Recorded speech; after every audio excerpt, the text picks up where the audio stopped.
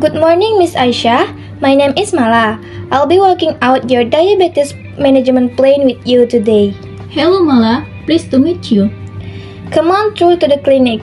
This is your first visit here, isn't it? Yes, it's my first time at this clinic. I was in hospital last week and they referred me here after I was discharged.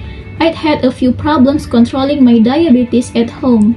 Oh dear, that's a shame. But I'm sure we'll be able to sort something out today. The main purpose of your visit here today is to develop a personal care plan for you. I'd like to fill you in about the way we work here, as you may not be familiar with primary care team. Oh no, I've never heard of that. How is it different from what I did before? The main difference is that we are building what we call a practice team between us here at the diabetic clinic, your local doctor, and most importantly, you. Oh yes, that's a bit different. My local doctor was the only person who looked after me before I started at the diabetic clinic.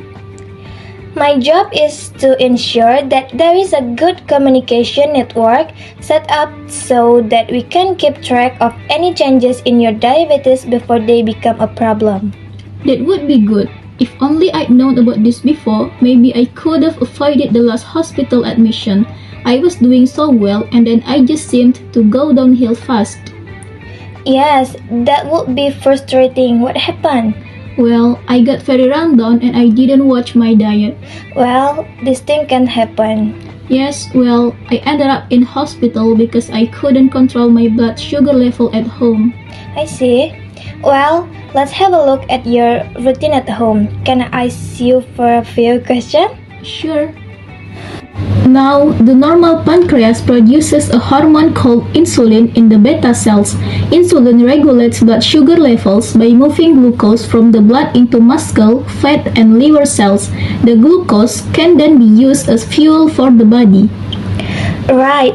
Now, what happens when a person has diabetes? Well, the diabetic pancreas either produces no insulin at all in the beta cells or too little insulin to normalize blood sugar levels. Type 1 diabetes is usually found in children, so you may know it as juvenile diabetes. It occurs when no insulin is produced. People with type 1 diabetes have to have daily injections of insulin. I see. Now, what about type 2 diabetes?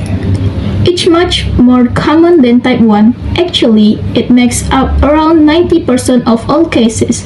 The pancreas produces too little insulin to keep blood sugar levels normal. You might have heard it called mature onset diabetes or non-insulin dependent diabetes. Oh yes, I think I have.